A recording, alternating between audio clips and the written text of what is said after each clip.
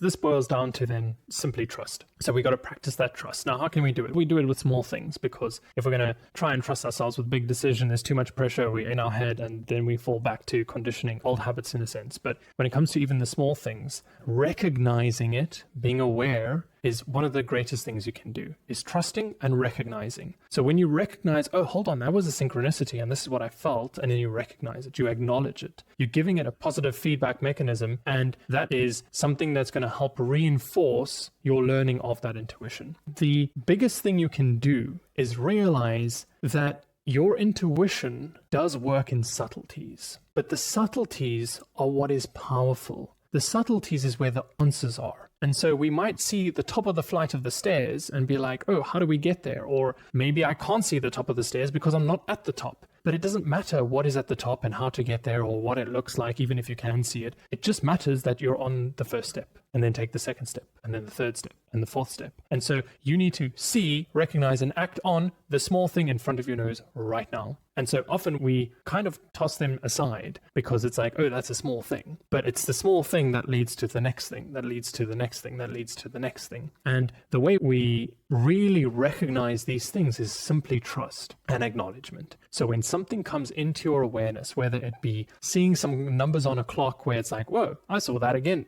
earlier this day, today, whatever, and I was thinking a similar thought. And then you're like, oh, whoa. And you acknowledge that. Even something as small as that is what helps continuously develop that mechanism of trust. And when you develop that instinct of trust first, there is more nuances that you can start to recognize. So it's like playing a note of music, right? To the keen ear, there is so much that can be understood from a simple composition. So many different notes, so many different emotions. But from someone who doesn't have the same keen ear, it might even sound like the same tones. But meanwhile, no, there is some differences. One is a F sharp, one isn't, whatever the case may be. And that is the same with your intuition. The more you start to understand and see the subtleties, the clearer things are to you.